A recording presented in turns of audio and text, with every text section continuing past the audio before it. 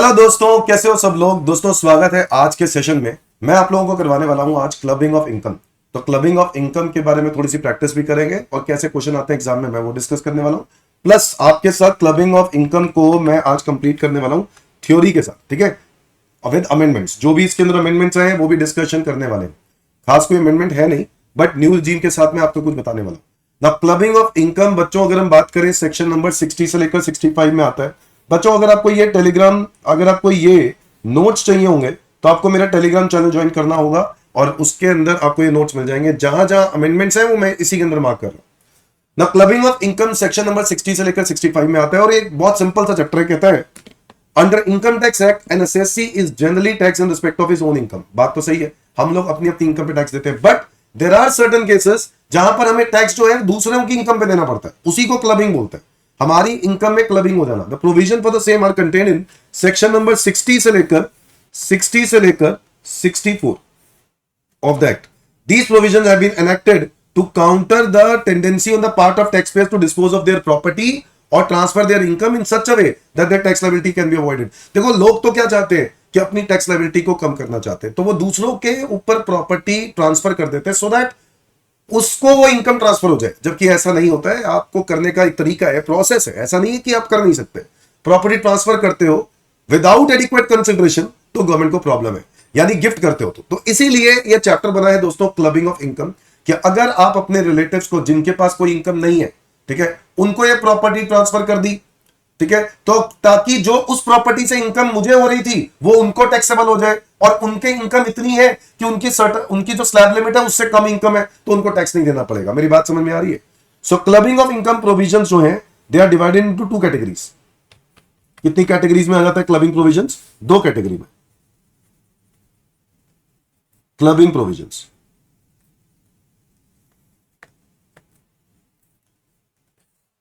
पहली, ऐसे प्रोविजंस जो कि सिर्फ और सिर्फ नहीं, ऐसे प्रोविजन सब पे एप्लीकेबल होते हैं, ऑल एसएससीज।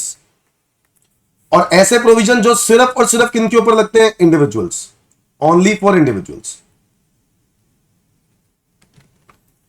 तो क्लबिंग प्रोविजंस जो ऑल एसएससीज पे लगते हैं वो है बेटा सेक्शन नंबर 60 से लेकर 63, और जो इंडिविजुअल्स पे लगते हैं वो है सेक्शन नंबर 64। अब कहता है जो सारे एसएससीज पे लगते हैं उसमें है सेक्शन नंबर 60। सबसे पहले transfer of income without transfer of asset. देखो बड़ी सिंपल सी बात है, मैं अपनी प्रॉपर्टी ट्रांसफर नहीं कर रहा हूं। सिर्फ प्रॉपर्टी से जो रेंटल इनकम है ना, मैं कह रहा हूं टेनेंट को, किराएदार को, कि इनकम जो है किराया जो तुम देते हो वो मेरे को ना देकर मेरी वाइफ को दिया करो। ऐसे केस में क्या वो इनकम ट्रांसफर मानी जाएगी? नहीं मानी जाएगी। जब प्रॉपर्टी का मालिक ही मैं हूं तो इनकम मुझे ही टैक्सेबल होगी। So transfer of income without transfer of asset का मतलब है if any person transfers the income from the asset without transferring the asset itself, then such income is included in the total income of transferor. तो वो transferor की income में वापस जाके क्या हो जाएगी? क्लब। ट्रांसफरर समझ गए ना? ट्रांसफरर वो पर्सन है जो एसेट ट्रांसफर कर रहा है, और ट्रांसफरी वो है जिसने रिसीव किया। तो यहाँ पे एसेट नहीं बेसिकली ट्रांसफर किया, इनकम ट्रांसफर कर दी। तो ऐसे केस में वो जो इनकम है वो वापस ट्रांसफरर की इनकम में ही जाके क्लब हो जाएगा। यही बात है सेक्शन नंबर 60 की। क्या ये बात क्लियर है? सो transfer of income without transfer of asset, ये थोड़ा सा बेटा धुंधला है, मैं आपको क्लियर कर देता हूं, इसलिए ध्यान से सुनना जरूरी। Income arising from revocable transfer of asset, revocable transfer of asset. अगर मैं कोई एसेट ऐसा ट्रांसफर करता हूं जो कि रिवोक हो सकता है, मतलब मैंने किसी को एसेट दिया और वापस राइट्स मेरे पास ही आ सकते हैं, तो वो एसेट ट्रांसफर माना ही नहीं जाएगा। उस एसेट से जो भी इनकम होगी वो वापस मुझे ही क्लब हो जाएगी। मेरी बात समझ में आ रही है कि नहीं? So all income arising to any person by virtue of revocable transfer of asset is included in the total income of transfer. Now उसको समझने के लिए आपको सेक्शन नंबर 62 पहले समझते हैं, which is irrevocable. Now what is irrevocable transfer? कह रहा है in such cases income shall not be club. Obviously अगर मैं कोई एसेट ट्रांसफर करता हूं और वो वापस मेरा कभी हो ही नहीं सकता, अगर मैंने एसेट किसी को बेचा और वापस मेरा हो ही नहीं सकता, तो ऐसे केस में जो इनकम है वो मेरी इनकम में क्लबिंग नहीं होगी, क्योंकि इसको हम क्या बोलते हैं? इररिवोकेबल।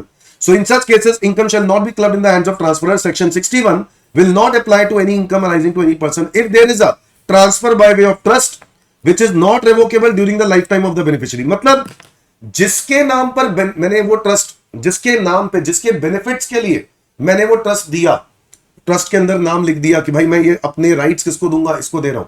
तो अगर किसी को ट्रस्ट के राइट्स दे दिए, उसकी बेनिफिशियरी किसी को बना दिया, बट उसके जीते जी अगर वो एसेट मेरा कभी हो ही नहीं सकता, अगर उसके जीते जी वो एसेट मेरा कभी हो ही नहीं सकता, तो ऐसे ट्रांसफर को इररेवोकेबल बोलते हैं। बट अगर वो उसके जीते जी वो एसेट के राइट्स में वापस रिवोक कर सकता हूं तो उसको रिवोकेबल बोलेंगे। बात समझ में आई? तो इररेवोकेबल का मतलब है मैं वापस अपना कभी नहीं मान सकता उस चीज को। ओके, ऐसे ही any other transfer which is not revocable during the life time of transferee, भाई उसके जीते जी अगर एसेट मेरा कभी हो ही नहीं सकता तो मैं ऐसे केस में वो इररेवोकेबल बोलूंगा। और इररेवोकेबल का मतलब है गवर्नमेंट कहता है इसमें क्लबिंग नहीं होती। In the above cases, income from transferred asset is not includable in the total income of transferor, provided the transferor derives no direct or indirect benefits from such income. बात तो सही है। Section number 63 is revocable transfer. और revocable कहते हैं transfer is deemed to be revocable if it contains any provisions for a retransfer directly or indirectly of whole or any part of income or asset to the transferor. अगर मैंने कोई asset transfer किया और उस asset के rights मैं वापस reclaim कर सकता हूं अपने नाम पर, ठीक है, या फिर उस एसेट से इनकम, उस एसेट से मैं इनकम ले सकता हूं कंप्लीटली या पार्ट ऑफ इनकम, ठीक है, तो ऐसे केस में मैं उसको रेवोकेबल बोलूंगा। So it contains any provision for retransfer, it contains any provision for retransfer directly और इनडायरेक्टली ऑफ होल और एनी पार्ट ऑफ इनकम और एसेट टू द ट्रांसफरर। अगर मान लो एक एग्जांपल देता हूं, एक्स ने वाई को एफडी दे दी, क्या दे दी? एफडी दे दी, फिक्स डिपॉजिट। अब फिक्स डिपॉजिट पे जो इंटरेस्ट है वो 10% आता है, एक्स ने वाई को गिफ्ट कर दी कि भाई तू रख, ठीक है। अब ये यहां पर कंडीशन लगा दी एक्स ने वाई के ऊपर कि भाई तुझे मुझको वापस 6% जरूर इंटरेस्ट देना है, हर साल के साल 6% मुझे इंटरेस्ट मेरे बैंक अकाउंट में डाल दिए, एफडी तू रख ले अपने नाम पे, कोई दिक्कत नहीं है, बट 6% मुझे दे दे। तो ऐसे केस में ये तो रिवोकेबल हुआ ना, क्योंकि आप पार्ट ऑफ इनकम उससे क्लेम करने की बात कर रहे हो। आप अगर पैसा क्लेम करने की बात करोगे तो इसको कौन सा बोलेंगे? Revocable transfer. मेरी बात समझ में आई? अच्छा, ऐसे रिवोकेबल, अगर ये एफडी रिवोकेबल है ना यार, ऐसे ऐसे समझो कि मैं एफडी का जो इंटरेस्ट है 10%, वो उसमें से 6% मुझे मिलने की बात अगर मैंने भाई को कर दी, अगर भाई ने नहीं दिया तो आई हैव राइट कि मैं उससे वापस एफडी ले लूं। यस, बिल्कुल, कंडीशन यही है, ट्रांसफर इसीलिए किया था। तो अगर ये कंडीशन देकर ट्रांसफर किया है दोस्तों, तो ऐसे केस में उस एफडी से जितना भी इंटरेस्ट होगा वो कंप्लीटली एक्स को क्लब हो जाएगा, ठीक है, वो कंप्लीटली एक्स को क्लब हो जाएगा, to be clubbed in the hands of X. बोलो समझ में आया कि नहीं? पूरा 10%। So transfer is deemed to be revocable if it contains any provisions for free transfer directly indirectly of whole और एनी पार्ट ऑफ इनकम और asset to the transfer. It gives in any way to the transferor a right to reassume the powers directly or indirectly over the whole or any part of the income। अगर मैंने transfer तो किया, but अगर मेरे पास rights हैं अभी भी, उसके जीते जी मैं वो एसेट के राइट्स मेरे पास हैं, मैं उससे ले सकता हूं या उससे इनकम ले पा रहा हूं, पार्ट ऑफ इनकम भी, तो ऐसे केस में पूरी की पूरी उस प्रॉपर्टी की जो इनकम है ना, वो वापस मेरी इनकम में क्लब हो जाएगी, क्योंकि इस ट्रांसफर को रिवोकेबल ट्रांसफर माना जाता है। हम इस पूरे ट्रांसफर को ट्रांसफर मानते ही नहीं। पॉइंट ये समझ लो कि ट्रांसफर ही नहीं मानते। मेरी बात समझ में आ गई कि नहीं? तो अगर ट्रांसफर ही नहीं मानते तो उस एसेट से जितनी भी इनकम होगी वो वापस मेरी इनकम में जाके क्या हो जाएगी? क्लब। मेरी बात समझ में आ गई कि नहीं? Section number 63। Now next is category 2। बच्चों मैंने आपको बताया एक तो प्रोविजन इसमें 63 के 63 हो गए। मेन देखा जाए तो दो ही पॉइंट है, 60 और 61। ये हो गया transfer of income without transferring asset, और ये हो गया transfer of income due to revocable transfer of asset. और 62 और 63 क्या है? 62 और 63 इररिवोकेबल का मीनिंग है और 63 है रिवोकेबल का मीनिंग। समझ में आया कि नहीं? अब हम बात कर रहे हैं अगर इंडिविजुअल्स की, तो इंडिविजुअल्स में काफी पॉइंट्स हैं, जैसे कि पहला पॉइंट है income by way of remuneration of spouse from a concern in which individual has substantial interest. अगर मेरे पास, समझते हैं दोस्तों इसको, सेक्शन 64(1)(2) कहता है एक पर्सन है, ये है मिसेज एक्स, और एक कंपनी है एक्स लिमिटेड। इस कंपनी में एक्स का सब्सटैंशियल इंटरेस्ट है। सब्सटैंशियल इंटरेस्ट का मतलब है 20% और मोर ओनरशिप एक्स का है, और वाई यहां पर जो मिसेज एक्स है वो यहां पर क्या कर रही है? जॉब कर रही है। ऐसे केस में जो जॉब से सैलरी आ रही है ना, वो सैलरी क्या होगी? मिस्टर एक्स की इनकम में क्लब हो जाएगी। यही बात हो रही है। क्या मेरी बात समझ में आ गई? बड़ी सिंपल सी बात है। यस सर, मिसेज एक्स की जो सैलरी होगी ना, वो मिस्टर एक्स की इनकम में जाके क्या हो जाएगी? क्लब हो जाएगी। यस सर, समझ में आ रहा है पॉइंट? नाउ अगर ऐसा हुआ तो ऐसा कब नहीं होगा? ऐसा कब नहीं होगा? अगर Mrs X, if Mrs X is earning by applying professional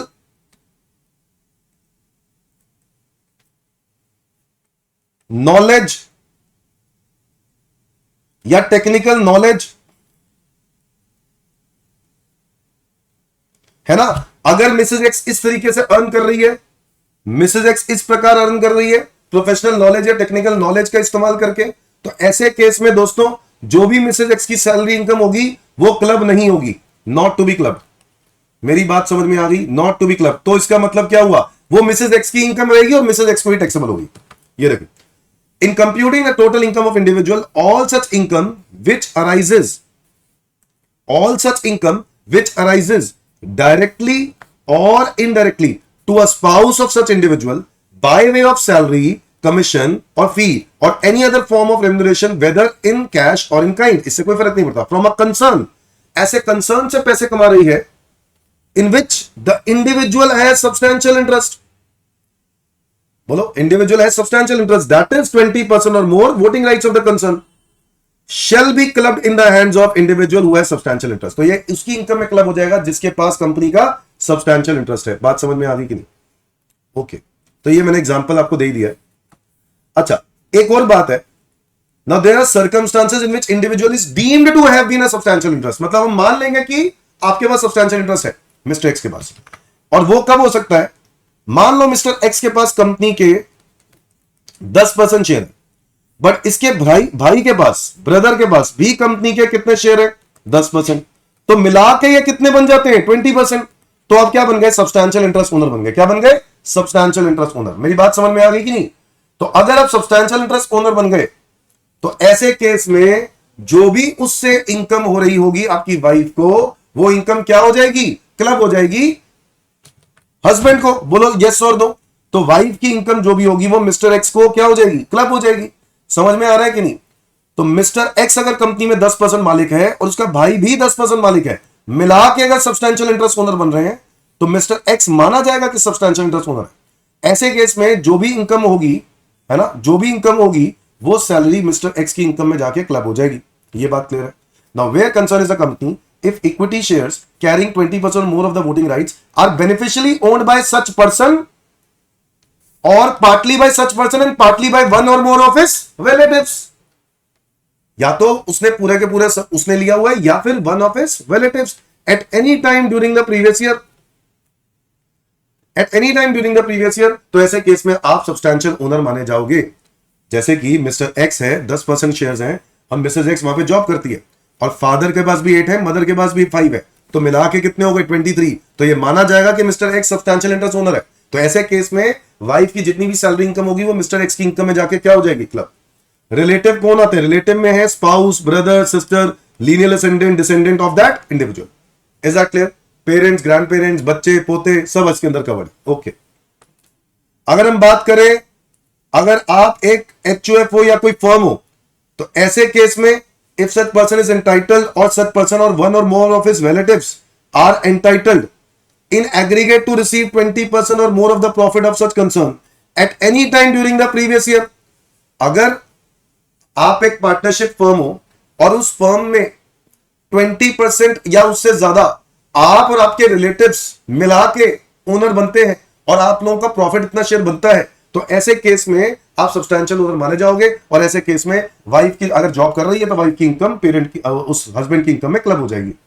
now clubbing provisions will not apply where remuneration is received on account of technical और professional qualification of spouse and income is solely attributable to the application of his और her technical और professional knowledge. मेरी बात समझ में आ रही है कि अगर आपकी टेक्निकल या प्रोफेशनल नॉलेज के बेसिस पर आप इनकम कमा रहे हो तो क्लबिंग प्रोविजंस अट्रैक्ट नहीं होंगे। Is that clear everyone? अच्छा, अगर ऐसा भी हो सकता है दोनों husband and wife both are having substantial interest, मतलब मान लो एक्स के पास भी कंपनी के 10% शेयर है और मिसेज एक्स के पास भी कंपनी के कितने हैं, 10%, मिला के 20 हो गए। ऐसे केस में दोनों हस्बैंड एंड वाइफ के पास सब्सटैंशियल इंटरेस्ट होना है और दोनों ही जॉब कर रहे हैं, तो ऐसे केस में दोनों की इनकम उसकी इनकम में जाके क्लब होगी जिसकी ऑलरेडी हायर इनकम होगी, जिसकी ऑलरेडी हायर इनकम होगी। So when both husband and wife have substantial interest in a concern and both are in receipt of income by way of salary etc. from the said concern, such income will be includable in the hands of that spouse whose total income is already higher, जिसकी income already higher होगी। क्या ये बात समझ में आई? Section number 6414 कहता है income arising to spouse from the asset transfer without adequate consideration. तो अगर मैंने कोई एसेट अपने स्पाउस को गिफ्ट कर दिया और उस एसेट से कोई इनकम हो रही है, तो अगर मैंने उसको गिफ्ट किया है ना, तो उस एसेट से जो भी इनकम होगी वो मेरी इनकम में जाके क्लब हो जाएगी। क्या मेरी बात समझ में आई? So where there is a transfer of asset other than house property, house property को छोड़ के, पता है क्यों? क्योंकि हाउस प्रॉपर्टी में ऑलरेडी हम पढ़ते हैं ना डीम डोनर में, बोलो इसको तो हम ऑलरेडी पढ़ते हैं ना डीम डोनर में, सेक्शन नंबर 27 वहां पे हाउस प्रॉपर्टी कवर्ड है, तो बाकी सारे एसेट्स इधर कवर्ड है। So where there is a transfer of asset directly indirectly from one spouse to other without adequate consideration, जहां पे कोई एडिक्वेट कंसिडरेशन नहीं है, then any income arising to transferee from an asset shall be clubbed in the hands of transfer.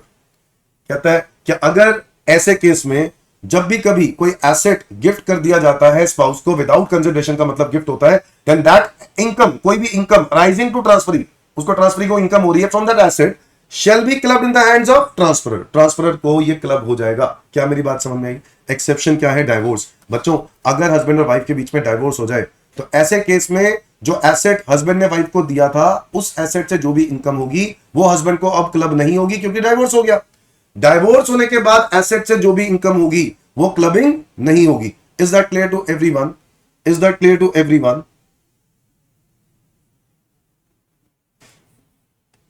समझ में आ गया कि नहीं? ये कहानी समझ में आ रही? ठीक है sir. Income from accretion of the transferred asset, income from accretion, accretion का मतलब है एक एसेट मैंने आपको दिया और उस एसेट से आपने इनकम कमाई, वाइफ के हाथ में आई। हाँ, वो बात हो रहा है कि जो एसेट मैंने दिया, हस्बैंड ने एसेट दिया मान लेते हैं, और वो एसेट किसको दे दिया? वाइफ को। अब वाइफ को एसेट तो दे दिया, उस वाइफ को जो उस एसेट पर इनकम हो रही है ना, वो हस्बैंड की इनकम में क्या होनी चाहिए? क्लबिंग। ये तो हमारी बात पक्की है, टू बी क्लब्ड, बोलो है ना? बट हुआ क्या कि उसी इनकम से वाइफ ने क्या कर दिया? उसको फर्दर इन्वेस्ट कर दिया। उस इनकम को वाइफ ने क्या कर दिया? इन्वेस्ट कर दिया, और उस इन्वेस्टमेंट पे इनकम कमाई। इसको बोलते हैं इनकम से इनकम कमाना। क्या वो एक्रीशन है? यस, इसी को बोलते हैं एक्रीशन। बच्चों ये जो एक्रीशन है ना, ये इनकम वाइफ को टैक्सेबल होगी, हस्बैंड को टैक्सेबल नहीं होगी। मेरी बात समझ में आ गई? मेरी बात समझ में आ गई? तो हस्बैंड ने वाइफ को गिफ्ट दिया कोई एसेट, और उस एसेट से जो इनकम होगी वो तो क्लब होगी, बट अगर वाइफ ने उस इनकम को आगे इन्वेस्ट कर दिया और उस पर भी कोई इनकम कमाई, तो वो इनकम वाइफ की ही मानी जाएगी, वो क्लबिंग नहीं होगी। It is not to be club. ऐसा भी हो सकता है दोस्तों, हस्बैंड ने वाइफ को एसेट दिया और वाइफ ने बिजनेस को क्या कर दिया? वाइफ ने उसको क्या कर दिया? बिजनेस में इन्वेस्ट कर दिया। So where the asset transfer directly और indirectly by an individual to his spouse are invested by transferee in the business, proportionate income arising from the transferee from such investment is to be clubbed in the total income of transfer।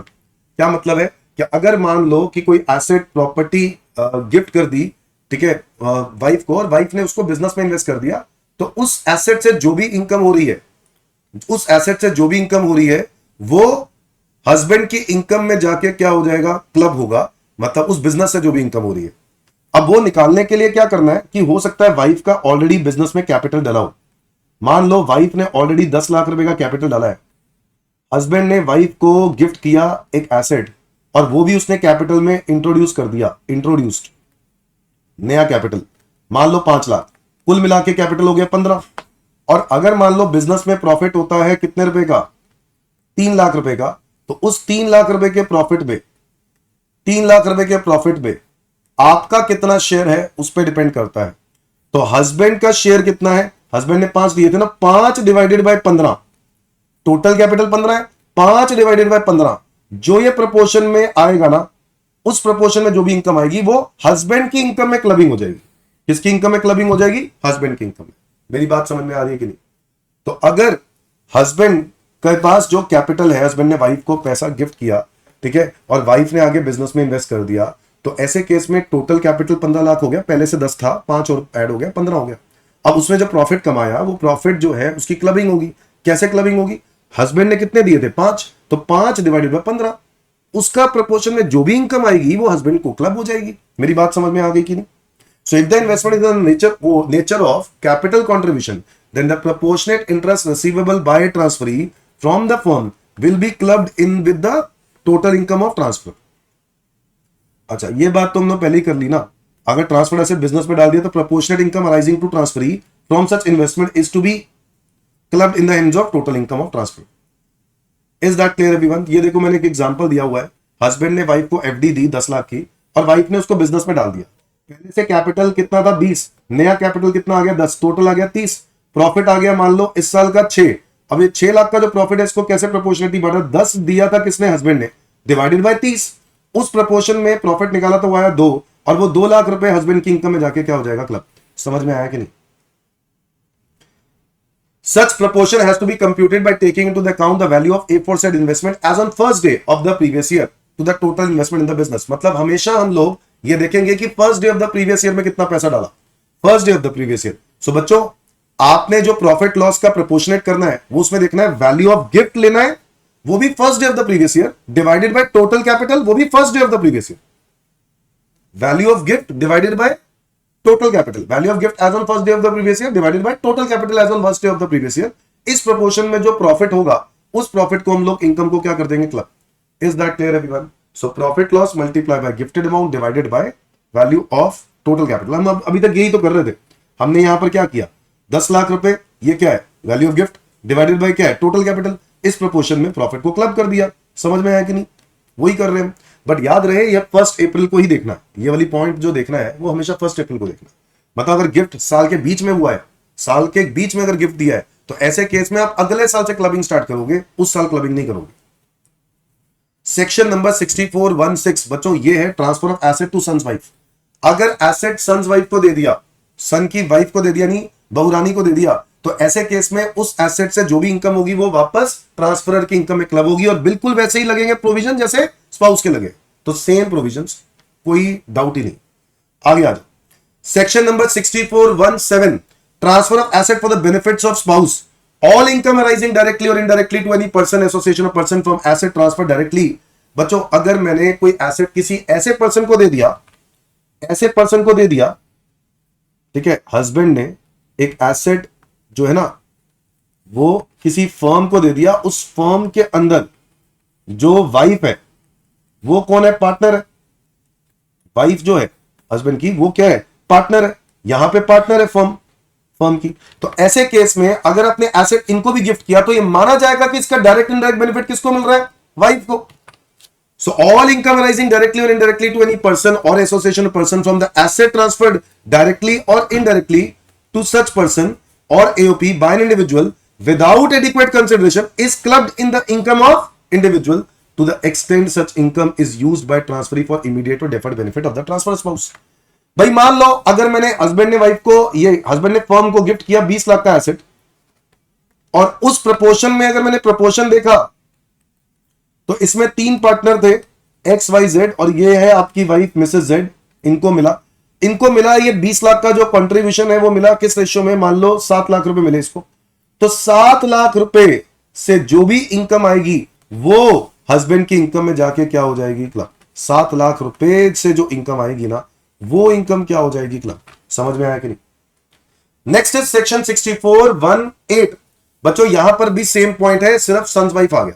तो transfer of asset to any person, किसी person को दिया जिस person में partner या कोई substantial interest owner कौन है?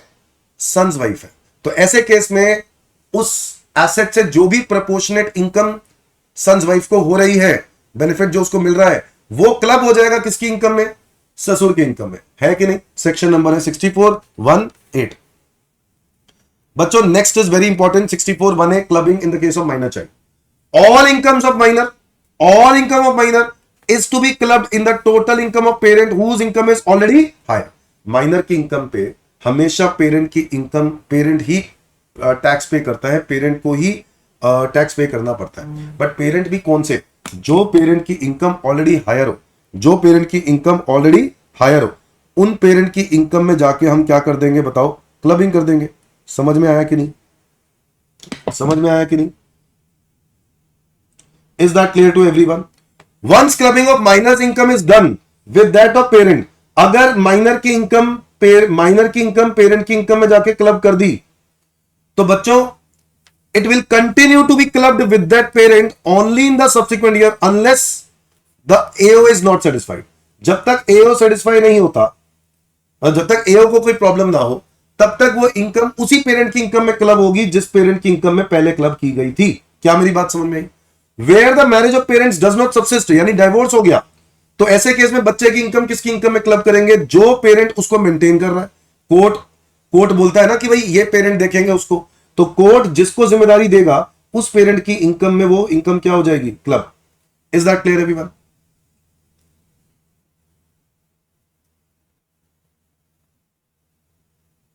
Is that clear everyone? exemption under section 10 clause 32। now whenever the income of minor child is clubbed, जब भी माइनर की इनकम पेरेंट की इनकम में क्लब होगी, जब भी माइनर की इनकम पेरेंट की इनकम में क्लब होगी तो आपको एग्जेम्पशन मिलेगी सेक्शन नंबर 10 क्लॉज 32 में 1500 रुपए पर एनम, सालाना 1500 रुपए। हाँ जी, साल की 1500 रुपए की आपको क्या मिलेगी? एग्जेम्पशन 1500 पर एनम पर चाइल्ड। ये बात भी याद रहे। Is that clear to everyone?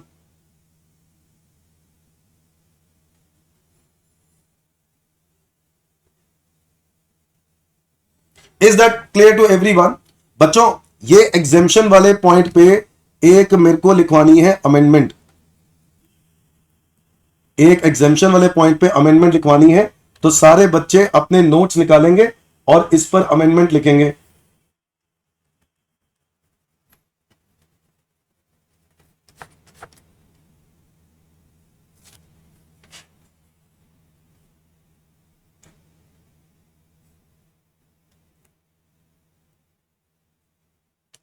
In case of new regime,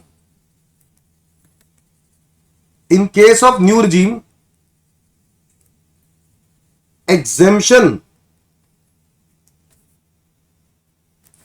under section 10 clause 32 up to rupees 1500 per annum shall not be allowed। ये एग्जेम्पशन आपको नहीं मिलेगी अगर आप न्यू रिजीम में रहते हो तो।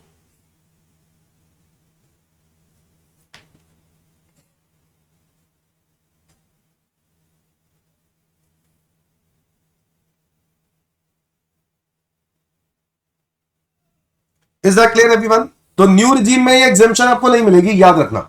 ये वैसे तो पुराना पॉइंट ही है बट इसके अंदर मैंने लिखा नहीं हुआ तो मैंने यहां पे लिखवा दिया। क्या मेरी बात समझ में आई? 1500 रुपए की एग्जेम्पशन अगर न्यू रिजीम ले रहे हो तो नहीं मिलेगी। आगे now there is exceptions sir where minor income is not to be club. कब माइनर की इनकम क्लब नहीं करनी है? बताओ कब माइनर की इनकम क्लब नहीं करनी है? सो कह रहा है with the parents if minor has earned income by way of manual work. Manual work से अगर माइनर ने कमाया है, मैनुअल वर्क से मतलब उसने अपनी मेहनत से इनकम कमाई है तो उसको क्लबिंग नहीं होगी। Minor has earned income from any activity involving skill, talent, knowledge। अगर टैलेंट स्किल नॉलेज से पैसे कमाता है तो वो क्लबिंग नहीं होगी। If minor is physically disabled, अगर माइनर फिजिकली डिसेबल्ड है सेक्शन 80U वाला तो उसको भी क्लबिंग नहीं होगी। और स्कॉलरशिप इनकम भी क्लब नहीं होती क्योंकि स्कॉलरशिप इनकम तो वैसे ही एग्जेम्प्ट हो जाती है। क्या मेरी बात समझ में आई? तो बच्चों समझो, माइनर मैनुअल वर्क से कमा रहा है, ठीक है जी, इनकम क्लब नहीं होगी। माइनर ने टैलेंट स्किल नॉलेज का इस्तेमाल करके इनकम कमाई तो भी क्लब नहीं होगी। माइनर फिजिकली डिसेबल्ड है सेक्शन 80U वाला तो भी क्लब नहीं होगी। स्कॉलरशिप इनकम एग्जेम्प्ट होती है, स्कॉलरशिप इनकम एग्जेम्प्ट होती है इसलिए वो क्लबिंग नहीं होगी। बच्चों आगे बढ़ते हैं इंपॉर्टेंट नोट्स में। In the case house property is transfer to minor child for inadequate consideration, अगर हाउस प्रॉपर्टी माइनर चाइल्ड को दे दी for inadequate consideration then as per section number 27 the transferor parent will be deemed owner of the house property. बोलो आया ना, ये बात हमने पढ़ी थी। बट यहां पर आपको 1500 वाली एग्जेम्पशन नहीं मिलेगी। बताओ क्यों? क्योंकि ये हाउस प्रॉपर्टी का टॉपिक और हाउस प्रॉपर्टी के टॉपिक में एग्जेम्पशन नहीं थी, अदर सोर्सेज में है। तो मतलब अगर यहां पे कोई और एसेट होता तो 1500 की एग्जेम्पशन मिल जाती। समझ में आया कि नहीं? If the house property is transfer to minor married daughter, अब देखो माइनर मैरिड डॉटर के लिए वहां पर एक्सेप्शन है तो वो यहां पे कवर होती है क्लबिंग में, और इसमें आपको 1500 रुपए की एग्जेम्पशन मिल जाएगी। द पेरेंट विल गेट 1500 रुपए की एग्जाम्शन। माइनर मैरिड डॉटर को अगर आपने प्रॉपर्टी गिफ्ट कर दी, ठीक है, तो ऐसे केस में उस प्रॉपर्टी से जो भी इनकम होगी वो पेरेंट की इनकम में क्लब होगी और उस पर एग्जाम्शन मिल जाएगी। क्यों? क्योंकि वहां पर एक्सेप्शन था वो minor married daughter. House property वाले टॉपिक में income of minor child from accretion. बच्चों माइनर की इनकम अगर एक्रीशन से होती है, इनकम से इनकम कमाई, वो भी इनकम हमेशा क्लब ही होगी। So income of minor child from accretion will be clubbed in the hands of parents whose income is already higher. तो ये बात मत समझना कि सर अभी तो स्पाउस का पड़ा, वो तो आपने क्लब नहीं किया। अरे वो माइनर नहीं है ना, वो मेजर है, इसलिए क्लब नहीं किया। बट अगर मैं माइनर चाइल्ड की इनकम की बात करूं, इनकम से इनकम कमाती है, तो भी क्लबिंग होनी है, तो भी क्लबिंग होनी है। If a minor has earned income through talent skill knowledge, और वो इनकम टैलेंट स्किल नॉलेज वाली इनकम को इन्वेस्ट कर दिया और इन्वेस्टमेंट पर क्या मिलने लग गया? इंटरेस्ट मिलने लग गया, तो क्या वो क्लब होगा? बिल्कुल होगा, ये भी क्लब होगा। माइनर है ना, माइनर की इनकम तो हमेशा क्लब होगी, चाहे वो अपने टैलेंट स्किल नॉलेज को कमाकर इन्वेस्ट करके उस पर इंटरेस्ट कमा रहा है। Interest income is always to be club. इससे फर्क ही नहीं पड़ता कि आपने टैलेंट स्किल नॉलेज से पैसे कमाए। समझ में आया? Section number 64(2) conversion of self occupied property, self acquired property into property of HUF. मान लो आप एक एचयूएफ के मेंबर हो और आप एक एचयूएफ के जो मेंबर हो, एज एचयूएफ मेंबर आप क्या कर देते हो? प्रॉपर्टी गिफ्ट कर देते हो एचयूएफ के नाम पे, कॉमन स्टॉक में डाल देते हो, एचयूएफ के नाम पे डाल देते हो। अगर आपने ऐसा किया तो ऐसे केस में उस प्रॉपर्टी को जब पार्टीशन होगी और आपको हिस्सा मिलेगा, तो आपको और आपके स्पाउस को जो भी हिस्सा मिलेगा उसकी इनकम आप ही की इनकम में जाके क्लब होगी। So where an individual who is a member of HUF converts at any time his individual property into the property of HUF of which he is a member, or throws such property into the common stock of the family, or transfers such individual property directly or indirectly to the family for inadequate consideration, the income from such property shall continue to be included in the total income of that individual. Where the converted property has been partitioned, अगर कल को इस property के क्या हो जाते हैं? टुकड़े। the income derived from such property which is received by the spouse, जो प्रॉपर्टी का इनकम का हिस्सा स्पाउस को मिलेगा, the partition will be deemed to arise to the spouse from the asset transferred indirectly by individual। माना जाएगा कि वो हस्बैंड ने गिफ्ट किया था और उस केस में हस्बैंड की इनकम में ही जाके वो क्या हो जाएगी? इनकम क्लब हो जाएगी। अगर स्पाउस को कोई हिस्सा मिलता है प्रॉपर्टी का, तो स्पाउस को जो भी हिस्सा मिलेगा, उस स्पाउस का जो भी उस हिस्से से इनकम होगी, वो इनकम हस्बैंड की इनकम में ही जाके क्या हो जाएगी? क्लब हो जाएगी। क्योंकि ये माना जाएगा कि हस्बैंड ने इनडायरेक्टली प्रॉपर्टी किसको गिफ्ट करी है? अपनी वाइफ को। क्या मेरी बात समझ में आ गई बच्चों? लास्ट सेक्शन इसमें आ जाता है, section number 65 which is liability of transferee. अगर आप, गवर्नमेंट कहता है कि अगर आप सेक्शन नंबर 60 से सेक्शन 64 में आते हो और आप ट्रांसफर टैक्स नहीं पे कर पाता, तो ऐसे केस में चलो ट्रांसफर के ऊपर ही क्लबिंग होती है, बट ट्रांसफरी उस केस में टैक्स देगा। अगर ट्रांसफर के ऊपर नहीं आ सकता तो ट्रांसफर ही देगा। क्या मेरी बात समझ में आ गई? This is a liability of transfer. Liability is shifted to the hands of transferee. Next is cross transfers. Cross transfers क्या होता है भाई? देखो बड़ी सिंपल सी बात है, मिस्टर एक्स, मिस्टर वाई दोनों भाई हैं, दोनों भाई हैं। अब क्या हुआ कि दोनों भाइयों की पत्नियां, उनकी कोई इनकम नहीं है मान लो, और दोनों भाइयों की यहां पर सैलरी इनकम है 8 लाख की मान लो, और आपके पास एफडी के ऊपर इंटरेस्ट आता है, एफडी के ऊपर इंटरेस्ट आता है 3 लाख का, टोटल है 11 लाख, और मिसेज एक्स की इनकम 0 है। मान लेते हैं मिस्टर वाई के पास भी बिजनेस है, उसका एक चल रहा है बिजनेस है, उससे उसको 10 लाख की इनकम होती है, और उसके पास भी एक प्रॉपर्टी है, हाउस प्रॉपर्टी है, जिससे उसको रेंटल आता है करीब करीब 3 लाख का, 3 से 4 लाख का। अब इस हिसाब से देखा जाए तो 13 लाख रुपए की मिस्टर वाई इनकम कमा रहा है। बट ये वो चाहता है कि वो किसी तरीके से प्रॉपर्टी क्या कर दे? गिफ्ट कर दे, और ये भी चाहता है कि मिसेज एक्स को दे दे। But again clubbing provision attract हो जाते हैं, तो यहां पर करने का फायदा नहीं है। तो क्या किया इन दोनों भाइयों ने? दिमाग लगाया कि क्यों ना मैं प्रॉपर्टी अपनी भाभी को दे दूं। अगर प्रॉपर्टी यानी एफडी अगर मैं अपनी भाभी को गिफ्ट कर दूं और मिस्टर वाई किसको दे दे? मिसेज एक्स को हाउस प्रॉपर्टी गिफ्ट कर दे, तो हमारा काम आसान हो जाएगा। क्योंकि गवर्नमेंट ने कानून बनाया तो सही, बट कानून इस पर नहीं बनाया। किस पर? भाभीियों को गिफ्ट करने पर नहीं बनाया। ठीक है, तो अगर ऐसा किया तो एफडी पर जो इंटरेस्ट है ना, और हाउस प्रॉपर्टी पे जो रेंट है भाई, वो ट्रांसफर हो जाएगा, और क्लबिंग है नहीं इसमें। इसलिए इनकम टैक्स वालों ने क्रॉस ट्रांसफर का प्रोविजन बनाया। बच्चों ये एक केशव जी मोराजी का बड़ा फेमस केस है।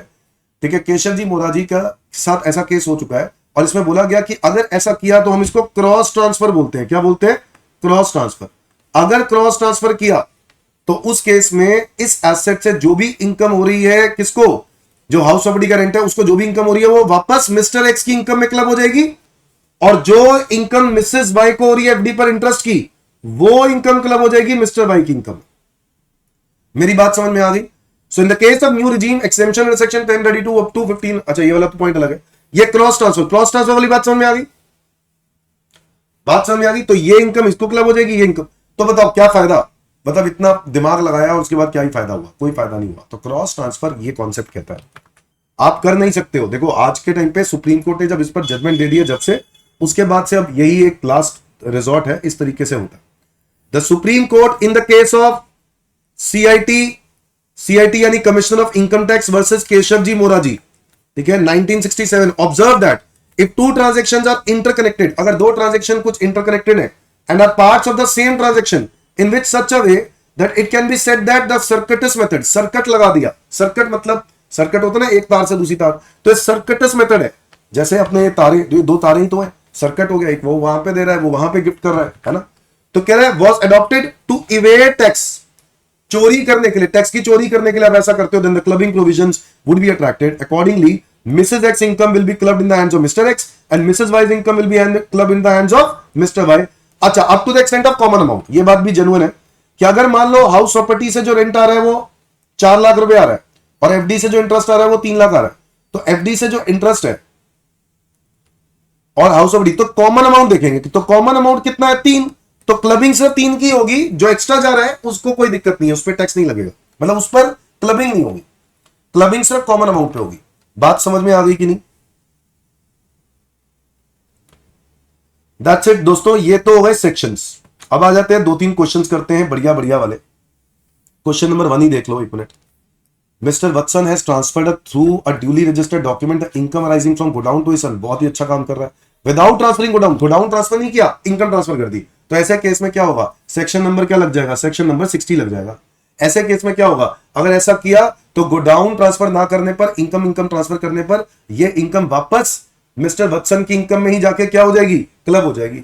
Is that clear? तो रेंटल इनकम फ्रॉम गोडाउन किसको टैक्सेबल होना चाहिए, मिस्टर वत्सन को टैक्सेबल होना चाहिए। आगे आ जाओ। Decide about the person in whose hands the following income shall be club. I transfer 1000 debentures of 100 each and carrying 12% interest to S on a condition that he will have a right to receive 5% interest till his lifetime। तो लो जी, conditional आपने transfer करी है तो इसको क्या बोलते हैं, revocable. क्या बोलते हैं, रिवोकेबल ट्रांसफर। और अगर रिवोकेबल ट्रांसफर किया तो उस पर जो इंटरेस्ट आ रहा है यानी 12% का, वो पूरा का पूरा क्लब हो जाएगा किसके नाम पर, आई के नाम पर, पूरा का पूरा क्लब हो जाएगा। Is that clear everyone? Transfer the shop monthly rent 7000 to his relative K on a condition that The shop will revert back to V on death of K।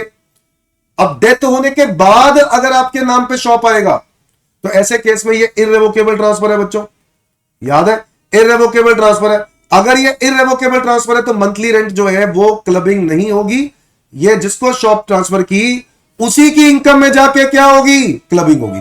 बात समझ में आ रही है कि नहीं? तो ये 7000 रुपए का मंथली रेंट के को क्लब होगा। Done everyone. ऐसे ही एक क्वेश्चन और देखते हैं, क्वेश्चन नंबर देखते हैं 3। मिस्टर बी एक एम्प्लॉई है, had substantial interest in the company, his salary is 20,000 per month. Mrs B is also working in Y limited at a salary of 12,000 per month without any qualification. B also receives 30,000 as interest on securities. Mrs B owns a house property which she has let out. Rent receive from tenant is 6,000। Compute gross total income of mister B and Mrs B. देखो इस question को कैसे करेंगे बताओ। Third question में आप यहां पर मिस्टर बी हो और कौन है यहां पर, मिसेस बी। अब इस केस में आपको सब्सटैंशियल इंटरेस्ट, आपको यह बता दिया मिस्टर बी इंप्लॉय भी है और सब्सटैंशियल इंटरेस्ट भी है, तो सैलरी आ रही है मिस्टर बी को कितनी, 20,000 रुपए महीना, तो साल की कितनी हो गई, 240। और मिसेस बी को कितनी आ रही है, 12,000 इंटू 12 144। भाई अगर यह सब्सटैंशियल इंटरेस्ट ओनर है ना मिस्टर बी, तो ऐसे केस में विदाउट एनी क्वालिफिकेशन है तो क्या करेंगे, क्लब करेंगे। सो लिख दो to be clubbed in the hands of mister B 144। यहां से हट जाएगा 144। अब इसके बाद आप यहां पर क्या दे दोगे, स्टैंडर्ड डिडक्शन, सैलरी इनकम है, स्टैंडर्ड डिडक्शन 50,000 रुपए ओल्ड रिजीम लेंगे तो और फिर इसके बाद ये सैलरी इनकम आ जाएगी, तो ये आ जाएगी 384 माइनस 50, ये आ जाएगी 334, और इनकी हो गई नील। इसके अलावा वाइफ की इनकम दी हुई है, मिस्टर बी की तो दी हुई है इंटरेस्ट जो कि है अदर सोर्सेज इनकम, और वाइफ की इनकम दी हुई है हाउस प्रॉपर्टी की 6000 इंटू 12 72,000, और 72,000 में से भी 30% क्या हो जाएगा स्टैंडर्ड डिडक्शन, तो माइनस 30% विच इज 50,400, तो मिसेस बी को टैक्सेबल होगा 50,400। तो टोटल इनकम होगी 364 और ये होगी 50,400। Is that clear everyone? Is that clear everyone? तो ये एक प्रकार से इनकम पे क्वेश्चन आते हैं। आओ आगे बढ़ते हैं बच्चों। ये माइनर से रिलेटेड एक अच्छा क्वेश्चन है, क्वेश्चन नंबर है 8, ध्यान से सुनना। ग्रॉस टोटल इनकम निकालनी है मिस्टर ए और मिसेस ए की, मिस्टर ए की और मिसेस ए की ग्रॉस टोटल इनकम निकालनी है। आपको सैलरी इनकम दी हुई है 230 मिसेस ए की, और कंप्यूटेड दिया मतलब standard deduction has already been claimed. Professional income दी है पीजीबीपी मिस्टर ए की, कितनी 390। फिर इसके बाद माइनर सन बी ने कंपनी डिपॉजिट से पैसे कमाए 15,000, तो ये हो गई अदर सोर्सेज की इनकम, किसकी माइनर सन बी की, माइनर बी की। तो ऐसे केस में क्या करना है क्लब करना है, टू बी क्लब। बोलो किसकी इनकम में क्लब करेंगे, जिसकी इनकम ऑलरेडी हायर होगी, तो 15,000 क्लब करेंगे मिस्टर ए की इनकम में क्योंकि इसकी इनकम ज्यादा वो हायर है, और इसमें से 1500 रुपए की क्या मिल जाएगी एग्जेम्पशन, हम ओल्ड रिजीम मान के चल रहे हैं, तो 13,500। इसके बाद माइनर डॉटर सी ये खुद टैक्सेबल हो जाएगी क्योंकि स्पेशल टैलेंट से कमा रही है, तो ये हो जाएगी सेल्फ टैक्सेबल हो जाएगी। आगे आ जाओ, interest on bank receive on C on deposit made out, इससे कोई फर्क नहीं पड़ता, कमाया तो इंटरेस्ट ही है ना, कमाया तो इंटरेस्ट ही है, तो ये क्लब होगा, तो ये क्लब होगा अगेन माइनर, क्या नाम है इसका सी, कितने रुपए कमाए 3,000, ये क्लब होगा, और ये क्लब हो गया तो हम क्या करने वाले हैं इसको माइनस 1500, माइनस 1500 क्योंकि पर चाइल्ड की एग्जाम्पशन है ना, तो ये 1500 रुपए टैक्सेबल होगा। आगे आ जाओ, गिफ्ट रिसीव बाय सी, ये 2500 रुपए का गिफ्ट है, 50,000 से कम है तो वैसे ही एग्जाम्प्ट हो जाएगा। तो बताओ मेरा आंसर क्या आएगा, 4,05,000 और ये आएगा 2,30,000। समझ में आया कि नहीं? तो ये इस प्रकार के क्वेश्चन एग्जाम में कई बार आ चुके हैं, तो इस पर प्रैक्टिस करनी बनती है। क्वेश्चन नंबर है ये 8। तो वैरायटी ऑफ क्वेश्चन अगर हम लोग कर रहे हैं तो एक question, one of the question हम लोग यहां पर देख सकते हैं, question number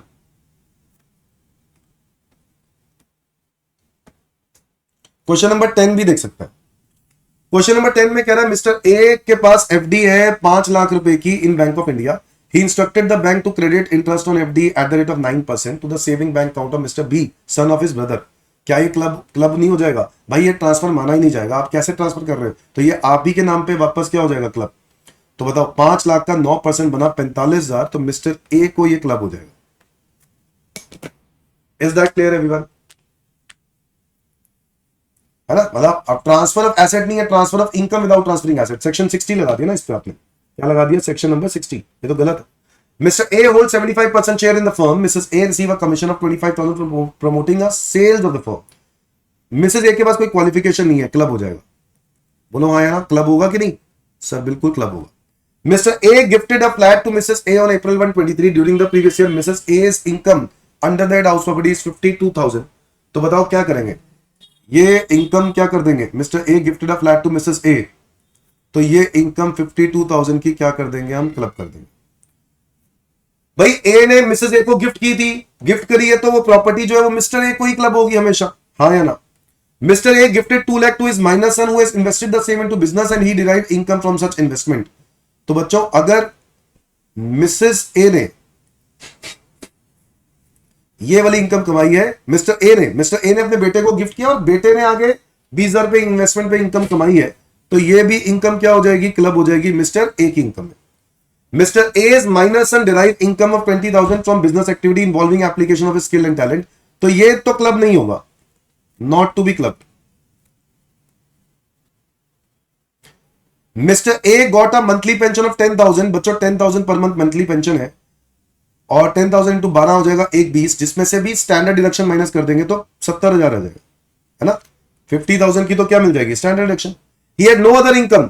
Mrs A receive salary 20,000 per month, तो मिसेस ए को हो जाएगा 20,000 इंटू 12 240, और उस पर 50,000 की स्टैंडर्ड एक्शन माइनस कर देंगे तो उनकी इनकम आएगी 190। ये इनकम भी करेक्ट है, नॉट टू बी क्लब्ड है तो ये इसको टैक्सेबल होगा।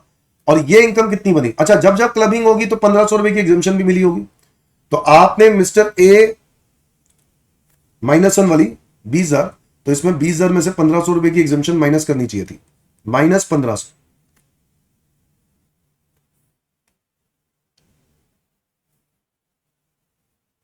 अच्छा, ये तो मैनुअल वर्क हो गया ना, उसने बिजनेस से कमाया है। ओ, मिस्टर ए ने तो बिजनेस से कमाया है, तो भाई आपका आंसर आएगा 45 + 25 + 52 + 70 + 18,500। अच्छा ठीक है, 2,10,500 नहीं करेक्ट, 2,10,500 मैनुअल वर्क नहीं है, ये उसने इन्वेस्ट किया ना, इन्वेस्ट किया बिजनेस में, -1 ने गिफ्ट, ए ने गिफ्ट किया है, तो इसलिए ये क्लबिंग होगी 20,000 रुपए की इनकम क्लब होगी। तो ये 2,10,500 आ रहा है, करेक्ट है। 45, 25, 52, 18,500 और 70,000।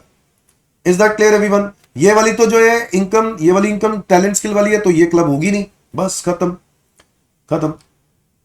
समझ में आया कि नहीं? एक क्वेश्चन मैं और करवाना चाहता हूं, वो क्वेश्चन थोड़ा सा डिफरेंट है, और वो क्वेश्चन का भी टॉपिक एक हमने किया, और वो ये गिफ्ट वाला। ये बच्चों मान लो एक प्रोप्राइटरी बिजनेस है, स्टार्टेड बाय श्रीमती रानी इन 2021। 1/4/2022 को उसने कैपिटल कितना है बिजनेस के अंदर? 3 lakh. Her husband gifted 2 lakh rupees on 10th April 2022, which amounts Shrimati Rani invested in her business on the same date. Shrimati Rani ने प्रॉफिट कमाया ड्यूरिंग द फाइनेंशियल ईयर 22-23 कितना? 1.5 लाख, और 23-24 में कितना? 390। Compute income to be club. तो बच्चों बताओ, सबसे पहले तो आपके पास ओपनिंग कैपिटल दिया हुआ है, कितना दिया हुआ है? 3 लाख। बच्चों ये 2021-2022 के बिगिनिंग में दिया है, आपने गिफ्ट किया 10/4/22 को, यानी 22-23 की इनकम तो प्रोपोर्शनेट होगी नहीं, सिर्फ कौन सी होगी? 23-24 की होगी, क्योंकि साल के बीच में गिफ्ट किया, अभी मैंने बताया था। तो ऐसे केस में ओपनिंग कैपिटल के अंदर वो जो गिफ्ट है वो भी ऐड कर दो, एडिशनल कितना हो गया? 2 लाख, और प्रॉफिट जो आया था वो भी इसके अंदर ऐड कर दो। प्रॉफिट कितना है? प्रॉफिट कितना है? 22-23 का 1.5 लाख रुपए, तो ये टोटल मिला के हो गया 6.5 लाख रुपए। तो ये 6.5 लाख रुपए आ गया मेरा क्लोजिंग कैपिटल। बोलो यस और नो? क्लोजिंग कैपिटल आ गया 6.5 लाख रुपए। अब इसको क्या करो, अब इसका क्या करो कि क्लोजिंग कैपिटल अगले साल का ओपनिंग हो गया। अब आपने अगले साल क्या कमाया? अगले साल का प्रॉफिट है 390। तो अब आप क्या करो, जो 2 लाख रुपए का गिफ्ट है divided by total capital 6.5 lakh multiply by 390। बोलो हाँ या ना? फॉर्मूले के हिसाब से इतनी इनकम क्लब हो जाएगी। तो ये बना 390 divided by 6.5 multiply by 2 lakh, ये बनेगा 1,20,000। बच्चों ये इनकम क्लब हो जाएगी, ये इनकम क्लब हो जाएगी। Is that clear everyone? समझ में आया कि नहीं? तो ये एक वन ऑफ द वे है जिसके ऊपर क्वेश्चंस आते हैं। तो आपको करना क्या होता है, आपको पहले तो ये देखना है कि गिफ्ट किया कब है। अगर साल के बीच में किया है तो इस साल में तो क्लबिंग नहीं होनी, अगले साल क्लबिंग करेंगे। तो उस केस में हम इस साल का कैपिटल कैसे निकालेंगे? ऐसे निकालेंगे कि ओपनिंग प्लस एडिशनल कैपिटल जो भी इंट्रोड्यूस किया प्लस प्रॉफिट जो कमाया वो ऐड कर दिया, क्लोजिंग आ गया, और फिर उसके बेसिस पर हमने प्रोपोर्शनेट इनकम फाइंड आउट कर ली, 1,20,000 वो इनकम क्लब हो जाएगी। ठीक है जी। तो ये है दोस्तों क्लबिंग ऑफ इनकम, जिसके मैंने आपको 5-6 क्वेश्चन जो करवाए हैं ना, ऐसे ही क्वेश्चन एग्जाम में आने वाला है, कुछ अलग आने वाला नहीं है। ठीक है, अगर आएगा तो ऐसा ही आएगा, और बाकी प्रैक्टिस करने के बाद आपके पास है ही है। तो मिलते हैं दोस्तों अगले सेशन में। अगला सेशन हम लोग करेंगे set of and carry forward, और याद रहे कल आपका जीएसटी मैराथन भी है। ठीक है, तो मिलते हैं, बाय बाय।